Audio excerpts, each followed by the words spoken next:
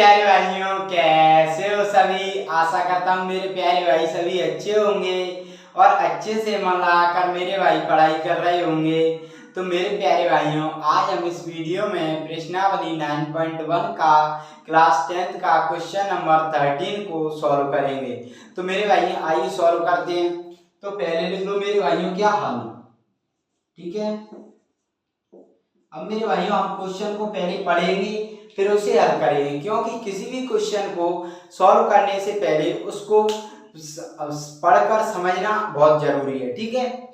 तो क्या दिया है, समुद्र तल से 75 मीटर ऊंची लाइट हाउस के शिखर से देखने पर मेरे भाइयों मान लेते हैं कि ये कोई समुद्र तल है, ये कोई मेरे भाइयों समुद्र तल है, मान लिया।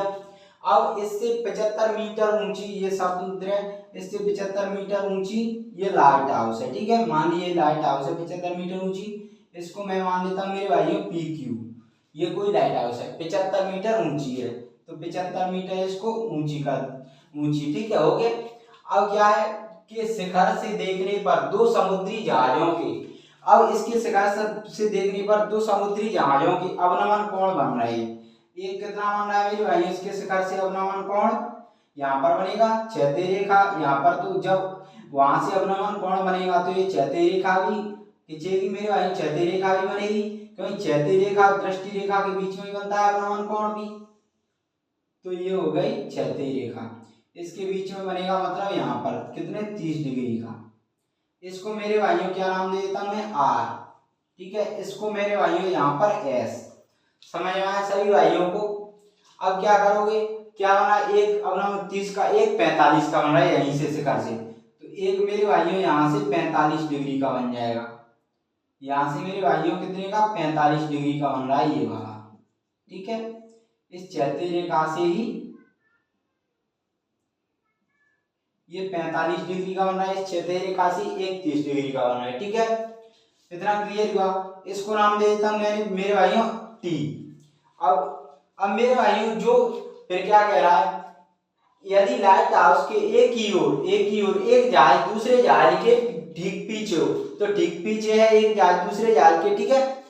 तो जहाजों के बीच की दूरी, मतलब ये दोनों जहाज इनके बीच की दूरी ये निकालनी है, तो ये निकालनी, तो इसको हमें दी नहीं है तो हम x मीटर मान लेते हैं, और ये वाली इसको क्या मान लेते हैं हम y मीटर मान लेते हैं, ठीक है। तो हमें फाइंड क्या करना है, x का मान। अब मेरे भाइयों आप देख सकते हो कि ये रेखा दोनों समांतर है। जब दो रेखाएं समांतर होती है और इसमें से एक तीसरी रेखा ये काट रही है इनको, तो मेरे भाइयों एकांतर कोण बनता है इस प्रकार का, z प्रकार का। देखो ये ऐसा बन रहा है z प्रकार का इसमें, तो मेरे भाई एकांतर कोण क्या होते हैं, बराबर होते हैं एक दूसरे के। तो मेरे भाई यहाँ पर 30 बनेगा तो यहाँ पर भी 30 डिग्री का कोण बनेगा, इसलिए हम कर रहे हैं कोई, हम वैसे ही नहीं लिख रहे हैं, यहाँ पर एकांतर कोण बन रहा है, इसलिए हम एकांतर कोण की वो लगा रहे हैं, ठीक है। समझ में आया मेरे भाइयों। अब क्या करोगे, इसे हल करो। तो हल करेंगे मेरे भाइयों, तो पहले समकोण त्रिभुज बन रहा है इसमें, तो पहले समकोण त्रिभुज को ले लेते हैं हम PQT, ठीक है। तो समकोण त्रिभुज PQT में इसको लोगे मेरे भाइयों समकोण त्रिभुज को, तो आप जानते हो समकोण त्रिभुज ये लंब पर बनता है, तो इसके ये जो लंब है उसका 90 डिग्री का होता है, समकोण त्रिभुज बनता है हमेशा। तो इसके सामने वाली भुजा कर्ण होती है, ये आधार होता है। तो मेरे भाइयों ये भुजाएं दी होती हैं, तो हम क्या है पहले 8 में हम पढ़ चुके हैं, क्या सूत्र लगाते थे, लाल बटे का ट्रिक अप्लाई करते थे हम, ट्रिक ये किसका मान होता है, ये साइन का फॉर्मूला होता है, ये कॉस का होता है मेरे भाई, ये टेन का होता है। तो हम देखो आधार दिया है लंब दिया है, तो हम किसका लगा सकते हैं, टेन का, क्योंकि लंब और आधार टेन में आ रहा है। तो टेन थीटा इक्वल टू क्या होता है, लंब बटे आधार, मैं डायरेक्ट लिख देता हूँ लंब बटे आधार, ठीक है मेरे भाई। अब देखो थीटा की वैल्यू कितनी है मेरे भाइयों 45 डिग्री, और लंब कितना है मेरे भाई 75, आधार कितना है मेरे भाइयों 22।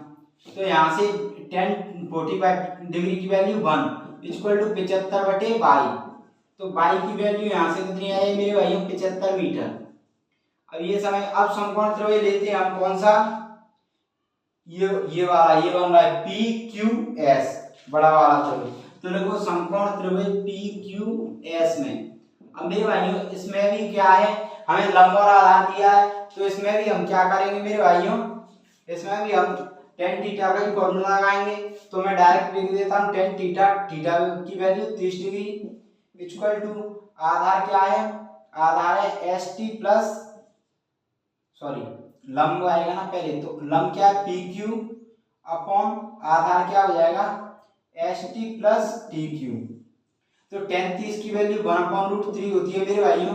पी क्यू की वैल्यू क्या 75 और S T plus T Q X plus Y. तो मेरे भाई यहाँ से सॉल्व करोगे तो x plus Y cross multiply किया तो 75√3 समीकरण 2। अब क्या करोगे यहाँ से, अब देखो यहाँ से क्या करेंगे हम, y का मान समीकरण 2 में रख सकते हैं। तो x प्लस 75 y का मान रख दिया हमने समीकरण 2 में इक्वल टू 75√3। तो यहाँ से सॉल्व करोगे तो 75 को इधर ले जाओगे 75 को, तो x इक्वल टू 75√3 माइनस 75। तो मेरे भाई यहाँ से हम कॉमन ले सकते हैं क्या 75, तो 75 कॉमन लिया तो कितना बचा √3 बचा। इधर कितना बचा मेरे भाइयों, इधर माइनस का 1 बचा, ठीक है। ये आ गया, ये क्या आ गया मीटर में, क्योंकि दूरी है तो मीटर में लिखेंगे हमेशा। तो मेरे भाई ये क्या आ गया मीटर में, ये दो जहाजों के बीच की दूरी यही हमें पूछी थी, ये हमने क्या निकाल लिया। तो मेरे भाई आशा करता हूँ ये क्वेश्चन आपको अच्छे से समझ में आया होगा।